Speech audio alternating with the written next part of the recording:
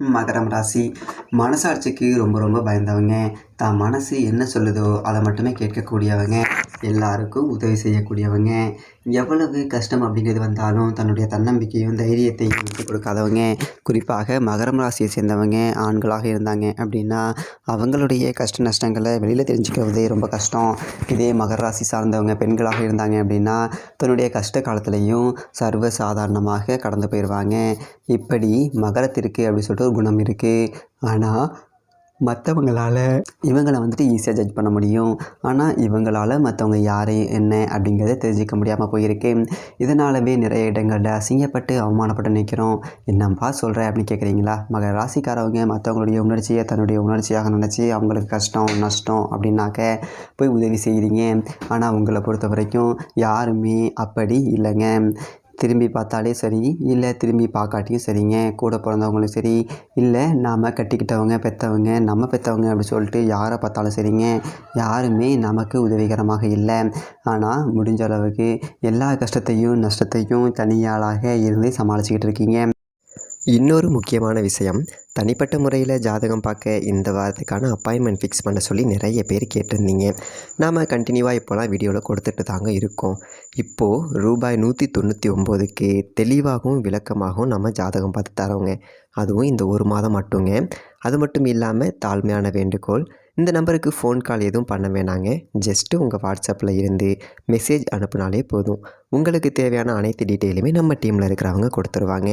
Appointment date மற்றும் time fix பண்ணதற்கு பிறகு அந்த நேரத்தில் நான் உங்களுக்கு ஃபோன் கால் பண்ணி ஜாதகம் பார்த்து பலன்கள் சொல்லிவிடுவேங்க. உங்களுக்கு வாய்ஸ் நோட் வேணும் அப்படின்னாலும் அதையும் நாங்கள் அனுப்பிச்சிடுவோம். ஜஸ்ட் நீங்கள் வாட்ஸ்அப்பில் மெசேஜ் மட்டும் பண்ணாலே போதுங்க. உங்களுக்கு டீட்டெயில் அப்படிங்கிறது சொல்லிவிடுவாங்க. அப்புறம் நிறைய பேர் கேட்குறாங்க எவ்வளோ நேரம் ஆகும்னு. ஃபஸ்ட்டு நாம் ஜனன காலகட்டத்தை பார்த்து பலன்கள் அப்படிங்கிறத சொல்லிவிடுவோம். இதை விட முக்கியமான விஷயம், இங்கே டைம் ஒரு விஷயமே இல்லைங்க.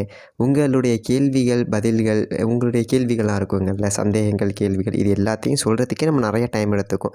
30 நிமிஷத்துக்கு மேலே கூட பரவாயில்ல, 1 ஹவர் ஆனாலும் பரவாயில்ல, உங்களுக்கு தெளிவாக புரிகிற வரைக்கும் நாங்கள் ஜாதகத்தை கிளியராக சொல்லிவிடுவோங்க. இதை தாண்டி நம்ம எப்படி ஜாதகம் பார்க்குறோம் அப்படின்னா, முதல்ல ஜனன காலகட்டத்தின் அடிப்படையில் பொதுவான பலன்கள் அப்படிங்கிறத சொல்லிவிடுவோம். அதற்கப்புறமா இப்போ இருக்கக்கூடிய கிரகங்கள் அடிப்படையில் இப்போதைக்கு உள்ள சூழ்நிலைகளும் தசாபுக்திகளின் அடிப்படையில் எதிர்காலத்தை வச்சு நம்ம கணித்து சொல்லிடலாங்க. இதை தாண்டி கடைசியாக உங்களுக்கு தெளிவான உங்களுக்கான பரிகாரம் அப்படிங்கிறதையும் சொல்லிவிடுவோம். இதில் இருந்தே உங்களுக்கு எல்லா டீட்டெயிலும் கிடச்சிரும். கடைசியில் ஜாதகம் இல்லைனாலும் ஜஸ்ட்டு பிறந்த தேதி நேரம் பிறந்த இடம் மட்டும் சொன்னாலே போதுங்க. நாங்கள் உங்களுக்கு ஜாதகம் பார்த்து பலன்கள்ங்கிறது சொல்லிவிடுவோங்க. நீங்கள் ஜஸ்ட்டு வாட்ஸ்அப்பில் ஒரு மெசேஜ் மட்டும் பண்ணாலே போதுங்க. உங்களுக்கான எல்லா டீட்டெயிலும் சொல்லிவிடுவாங்க. சரி, ஓகே, வாங்க இன்றைக்கான வீடியோக்குள்ளே நாம் போகலாம். உங்களை பொறுத்த வரைக்கும் நிறைய இடங்களில் கடவுள்கிட்ட அழுது புலம்பியாச்சு. என் தலையில் என்ன எழுதுனீங்க, இது நீ எடுத்த முடிவா, தெய்வமே இது நீ எடுத்த முடிவா அப்படின்னு கூட கேட்டிருந்திருப்போம். இப்படி என் தலையில் எழுதி வச்சிருக்கியே, அந்த மாதிரி நான் என்ன துரோகம் பண்ணேன், கனவுல கூட நான் யாருக்கும் துரோகம் நினச்சதில்லையே, ஒரு எறும்பாகவே இருந்தாலும் அதுவும் நல்லா இருக்கணும் அப்படின்னு சொல்லி தான் நினைக்கிறேன். இதுதானே மகர ராசியுடைய மனநிலை அப்படிங்கிறது. இப்படிப்பட்ட மகரம் ராசிக்காரர்களுக்கு வரக்கூடிய ராகு கேது பயிற்சி எப்படிப்பட்ட ஒரு பலன்களை தரப்போகுது அப்படிங்கிறத பற்றி தான் இந்த ஒரு வீடியோவில் பார்க்க போகிறோம். அதாவது தமிழ்நாட்டில் பார்த்துக்கிட்டோம் அப்படின்னா நிறைய ஜோதிடர்களுக்கு ஆக்சுவலாக ராகு யாது கேது யார் அப்படிங்கிற அந்த பலன்கள் அப்படிங்கிறது அவ்வளோவா தெரியல. இப்போது இவங்க கொடுக்கக்கூடிய பலன் அப்படிங்கிறது எப்படி இருக்கும் அப்படிங்கிறது பல ஜோதிடர்களுக்கே தெரியறது கிடையாது. அதாவது ராகு கேதுக்கள், நிழல் கிரகங்கள், சர்ப்ப கிரகங்கள், சாயா கிரகங்கள், இதோட எல்லாரும் முடிச்சுக்கிறாங்க. இங்கே கேரளாவெலாம் போய் பார்த்தீங்க அப்படின்னா நவகிரகங்களில் ராகு கேதுக்களுடைய நிலை ராசி மாற்றத்தை வச்சு மட்டுமே ஜோதிடமே சொல்லி முடிச்சிருவாங்க, ஜாதகமே பார்த்து முடிச்சிருவாங்க. அந்த அளவுக்கு இந்த சர்ப்ப கிரகங்களுடைய அமைவு மாற்றம் அப்படிங்கிறது ரொம்ப ரொம்ப முக்கியம். இதில் ராகு அப்படிங்கிறவர் ஒரு விஷப்பாம்பு, கேது அப்படிங்கிறவர் ஒரு விஷமற்ற பாம்பு. அதாவது ராகு அதீத ஒரு தைரியம் அப்படிங்கிறத கொடுப்பாரு, நமக்கு நிறைய கர்ம வினைகள், முன்னோர்களுடைய கர்ம வினைகள் அப்படிங்கிறத கொடுப்பாரு. கேது அப்படிங்கிறவர் பற்றற்ற ஒரு தன்மையை கொடுப்பாரு. ஒவ்வொரு கிரகங்களுக்கும் ஒவ்வொரு நாள் இருக்குது பார்த்தீங்களா. இப்போ ஞாயிறுக்கு சூரியன், திங்களுக்கு சந்திரன், செவ்வாய்க்கு செவ்வாய், புதனுக்கு புதன், வியாழனுக்கு குரு, வெள்ளிக்கு சுக்கிரன், சனிக்கு சனினே. அதே மாதிரி ராகு கேதுக்களுக்கு கிழமை இருக்கா ஜோசியரேன்னு கேட்டிங்க அப்படின்னா இல்லைன்னு பலர் சொல்லுவாங்க. ஆனால் இருக்குது. ஒவ்வொரு நாள்லையுமே ராகு காலம் அப்படின்னு சொல்லிட்டு ஒரு 1.5 மணி நேரத்தை ராகு எடுத்துப்பார். யமகண்டம் அப்படின்னு சொல்லிட்டு ஒரு 1.5 மணி நேரத்தை கேது பகவான் எடுத்துப்பார். குளிகை அப்படின்னு சொல்லிட்டு ஒரு 1.5 மணி நேரத்தை சனி பகவானுடைய புத்திரன் மாந்தி எடுத்துப்பார். அந்த ஒரு வகையில் இந்த கிரகங்களுக்கும் ஒவ்வொரு நாள்லையும் பங்கு அப்படிங்கிறது இருக்குது. அப்போது இந்த கிரகங்களுக்கு சுய வீடு இல்லை அப்படின்னா யாரோட வீட்டில் இருக்கோ அதற்குண்டான ஒரு பலாபலன்கள் அப்படிங்கிறத கூடுதலாகவே கொடுப்பாங்க. இந்த 2025 ராகு கேதுக்கள் உங்களுடைய ராசிக்கு எப்படிப்பட்ட ஒரு மாற்றங்களை கொடுக்க போகுது அப்படிங்கிறத ரொம்ப துல்லியமாக கணித்து சிறப்பு தொகுப்பாக உங்களுக்கு தரேன். ஸோ கடைசி வரைக்கும் பாருங்கள். நல்லதொரு மாற்றம் அப்படிங்கிறது இந்த சர்ப்ப கிரகங்களால் உங்களுக்கு உருவாகட்டும். சரி, மகரம் ராசி நேயர்களே, உங்களுக்கான ராகு கேது பயிற்சி 2025 ஏற்கனவே சனி பயிற்சி அப்படிங்கிறத பற்றி உங்களுக்கு துல்லியமான பலன்கள் அப்படிங்கிறத கொடுத்துருந்தோம். நீங்கள் பார்த்துருந்துருப்பீங்க. பார்க்காதவங்க அதையும் ஒரு தடவை போயிட்டு கேட்டு வந்துட்டு இந்த ஒரு வீடியோவை முழுசாக கேட்டிங்க அப்படின்னாக்க உங்களுக்கான புரிதல்கள் அப்படிங்கிறது ரொம்ப நல்லாயிருக்கும். இதற்காக இந்த மகரம் ராசிக்காரர்களுக்கு மட்டும் குறிப்பாக சனி பயிற்சி வீடியோ அப்படிங்கிறத போய் கேட்டுவாங்க அப்படின்னு சொல்கிறேன். அப்படின்னா மகரம் ராசி அப்படின்னு சொல்கிறத விட கடந்த ஒரு 7-8 வருடமாக நரக ராசி அப்படின்னு கூட சொல்லிக்கலாம். அவ்வளவு கஷ்ட நஷ்டங்கள் அப்படிங்கிறத பட்டாச்சு. அதனால் மகரம் ராசிக்காரர்களை பொறுத்த வரைக்கும் நான் இப்போது இந்த ராகு கேது பயிற்சி உங்களுக்கு நல்லா இருக்கே, இனிமேல் நீங்கள் கவலைப்படாதீங்க, சிறப்பாக இருக்கே அப்படின்னு சொன்னால் கூட அட போங்க ஜோசியரை, நீங்கள் வேறு, ஆல்ரெடி நாங்கள் படுற கஷ்டம் அப்படிங்கிறது எங்களுக்கு தான் தெரியும் அப்படிங்கிற மாதிரி ஒரு மனநிலையில் தான் இருப்பீங்க. ஏன்னா அப்படி தான் வாழ்க்கை அப்படிங்கிறது உங்களுக்கு ஓடிக்கிட்டு இருக்குது. அதனால தான் நான் சொல்கிறேன், நீங்கள் சனி பயிற்சி வீடியோவை ஒரு தடவை பார்த்துட்டு வந்து இதை கேட்டிங்க அப்படின்னா பரவாயில்ல, ஜோசியர் சொல்கிற மாதிரி சின்ன சின்ன மாற்றம் அப்படிங்கிறது நடக்குது, இதுக்கு மேலே நல்லாயிருக்கும் போல் அப்படிங்கிற ஒரு நேர்மறை சக்தி அப்படிங்கிறது உங்களுக்கு கிடைக்கும். உங்கள் மேலேயே ஒரு நம்பிக்கை அப்படிங்கிறது வரும். ஏன் அப்படின்னா எப்போவுமே தன்னம்பிக்கை அப்படிங்கிறது கொஞ்சம் கூட இறக்காத ஒரு ராசிக்காரவங்க மகரம் ராசிக்காரவங்க. ஊரை வச்சு அடித்தாலும் சரி, எப்பேற்பட்ட ஒரு கஷ்டம் வந்தாலும் சரி, சரி விடு பார்த்துக்கலாம் அப்படின்னு சொல்லிட்டு இதுவும் கடந்து போகும் அப்படிங்கிற ஒரு மனநிலையில் இருக்கக்கூடிய மகரம் ராசிக்காரர்களுக்கு லேசாக அவங்கள வந்துட்டு எந்திரிக்க ஒரு சின்னதொரு வாய்ப்பு அப்படின்னு கிடச்சிது அப்படின்னா விஸ்வரூபம் எடுத்து நிற்பாங்க. அப்படிப்பட்ட ஒரு வாய்ப்பு அப்படிங்கிறது லேசாக எந்திரிக்க வரல, நீங்கள் விஸ்வரூபம் எடுக்கக்கூடிய அளவுக்கு ஒரு வாய்ப்பு அப்படிங்கிறது வருது. அப்போ எந்த அளவுக்கு உங்களோட சக்தி அப்படிங்கிறது பெருக போகுது அப்படிங்கிறத நீங்கள் பார்த்துக்கலாம். எதனால் அப்படின்னா ராகு உங்களுடைய ராசிக்கு 3வது வீட்டில் இருந்து 2வது வீட்டுக்கு வராரு, கேது 9ஆம் வீட்டில் இருந்து 8வது வீட்டுக்கு வராரு. இதே காலகட்டத்தில் மார்ச் 29 சனி பகவான் 2-3க்கு போயிடுறாரு. 7 சனி உங்களுக்கு முற்றும் மூதலமாக நீங்க போகுது. குரு மே 14 ராகு கேது பயிற்சிக்கு 4 நாளைக்கு முன்னாடி 5ல் இருந்து 6க்கு போயிடுறாரு. அத்தனையும் அம்சம் அப்படின்னு தான் இதை நம்ம சொல்லணும். அதாவது ராகு வந்துட்டு 2வது வீட்டுக்கு வராரு, 2ஆம் இடத்துக்கு ராகு வராரு அப்படின்னா அதான வாக்கு குடும்பஸ்தானம், உங்களுடைய பேச்சு திறமை, உணவு பழக்க வழக்கங்கள், இது எல்லாத்தையுமே குறிக்கக்கூடிய ஒரு இடம். தனம், குடும்பம், வாக்கு அப்படி சொல்லக்கூடிய இடத்துல ராகு வந்து உட்கார்றாரு அப்படின்னா பேச்சை மூளைதனமாக கொண்டு தொழில் செய்யக்கூடியவர்கள் எல்லாருமே உச்சத்தை தொட போகிறீங்க அப்படிங்கிறது தான் அர்த்தம். அதாவது நீங்கள் பெரிய பேச்சாளர்கள் அப்படின்னு பார்த்துருக்கலாம், அரசியல் பேச்சாளர்களாக இருக்கலாம், இல்லை மேடை பேச்சாளர்களாக இருக்கலாம், இல்லை பட்டிமன்ற பேச்சாளர்களாக இருக்கலாம், ஆன்மீக சொற்பொழிவாளர்களாக இருக்கலாம். இப்படி பேச்சை வச்சு தொழில் செய்யக்கூடிய அத்தனை பேருடைய ஜாதகத்திலையும் பார்த்தீங்க அப்படின்னா ராகு 2வது வீட்டில் இருப்பார். அப்படி பார்த்தீங்க அப்படின்னா இப்போ உங்களுக்கு ராகு 2வது வீட்டுக்கு வராரு அப்படிங்கும்போது பேச்சை மூளைதனமாக கொண்டு தொழில் செய்யக்கூடிய அத்தனை பேரும் ஜெயிச்சு காட்ட போகிறீங்க, விஸ்வரூபம் எடுக்க போகிறீங்க. அதே மாதிரி ஒரு 10 பேர் இருக்கக்கூடிய இடத்துல நீங்கள் போய்ட்டு ஒரு பஞ்சாயத்து பேசுகிறீங்க அப்படின்னா நீங்கள் சொல்கிறது மட்டும் தான் ஜெயிக்கும். உங்களுடைய வாக்குக்கு செல்வாக்கு அப்படிங்கிறது அப்படியே தூக்கி தாறுமாறாக உங்களை நிப்பாட்டி காட்டும். அப்படி ஒரு அமைப்பு.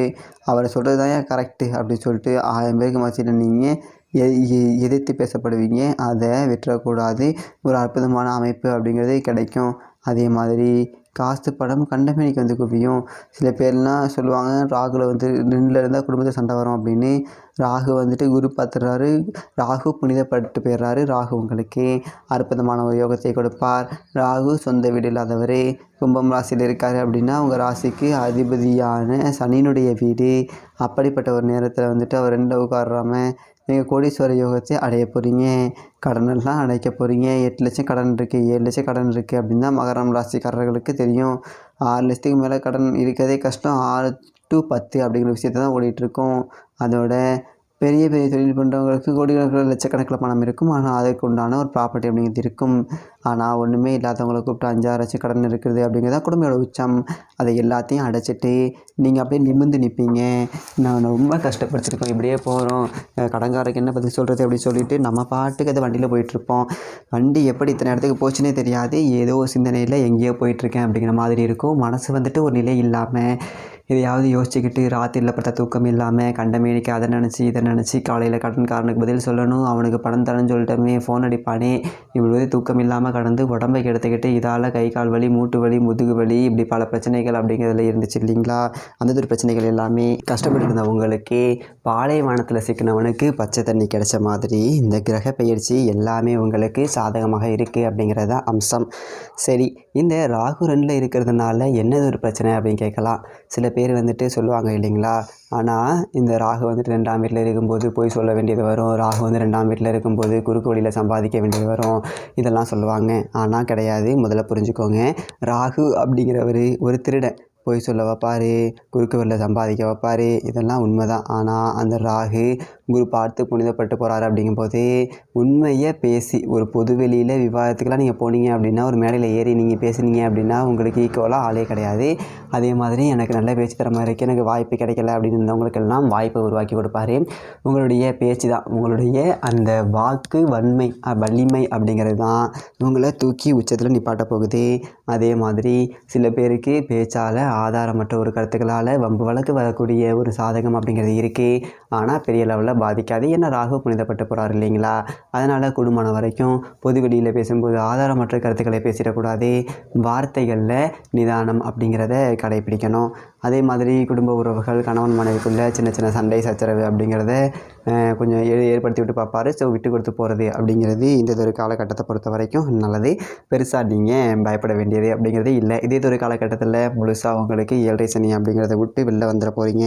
ஸோ உங்களுடைய சனி பயிற்சி வீடியோவை பார்த்தாலே தெரியும் சனி என்ன மாதிரியான நன்மைகள் அப்படிங்கிறது உங்களுக்கு செய்ய போகிறார் அப்படின்னு. இதே ஒரு காலகட்டத்தில் குரு பயிற்சியும் ஆகிடுது. குரு 5ஆம் வீட்டில் இருந்து 6ஆம் வீட்டுக்கு போகிறாரு. அதாவது மறைவு ஸ்தானத்தில் போயிட்டு குரு உட்கார்றாரு. என்னங்க 6ல் குரு அப்படின்னா ஊரில் பகையாச்சு, மறைஞ்சு வர பெருக்காரே, பிரச்சனை வருமா ஜோசியர் அப்படின்னு சொல்லிட்டு நீங்கள் கேட்கலாம். அப்படிலாம் கிடையாது. குரு யார் அப்படின்னு பார்த்தீங்க அப்படின்னா உங்களுடைய ராசிக்கு 12ஆம் வீட்டுக்கு அதிபதி, 3ஆம் வீட்டுக்கு அதிபதி. அதாவது 12க்கும் 3க்கும் அதிபதியான அவர் 6ல் போயிட்டு மறைகிறாரு. மறைவு ஸ்தானங்களுக்கு அதிபதி இன்னொரு இடத்துல போயிட்டு மறைகிறாரு. அப்போ 12க்கும் அதிபதி 6ல் மறைகிறாரு அப்படின்னா விபரீத ராஜயோகம். 3க்கும் அவர் அதிபதியாக இருக்கிறதுனால இது விபரீத சர்க்கரை வர்த்தி யோகம். இதை நீங்கள் சரியாக பயன்படுத்திக்கிட்டீங்க அப்படின்னா கோடிகளில் பொருள்லாம் சும்மா விளையாட்டுக்கு சொல்லலை. நம்ம எங்கெங்கே இப்போ சேர்த்துக்கிட்டு இருக்கோம், ஒரு வாடகை சைக்கிள் கூட வக்கில்லாமல் இருக்கேன், நான் எங்கெங்கே கோடியில் போய் பொருள்றதே. அதான் நேரம் வந்துச்சு அப்படின்னா குப்பையும் கோபுரத்துக்கு போகும், கோபுரம் கூட சரிஞ்சு குப்பையில் விழுகும். இப்போது உங்களுக்கு கோபுரம் ஏறக்கூடிய ஒரு நேரம் அப்படிங்கிறது வந்திருக்கு. இதை சரியாக பயன்படுத்திக்கோங்க.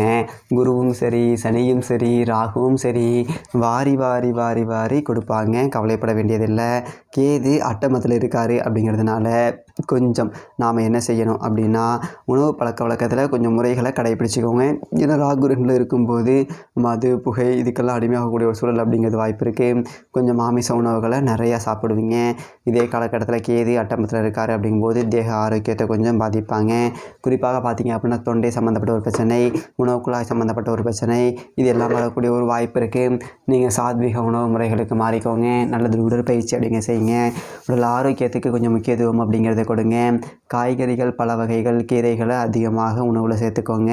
மற்றபடி பெரியதொரு பிரச்சனைகள் எதுவுமே இல்லாமல் மகரம் ராசிக்காரர்கள் சிகரத்தை நோக்கி பயணிக்கக்கூடிய ஒரு அற்புதமான ஒரு பயிற்சியாக இந்த ராகு கேது பயிற்சி அப்படிங்கிறது இருக்கும்.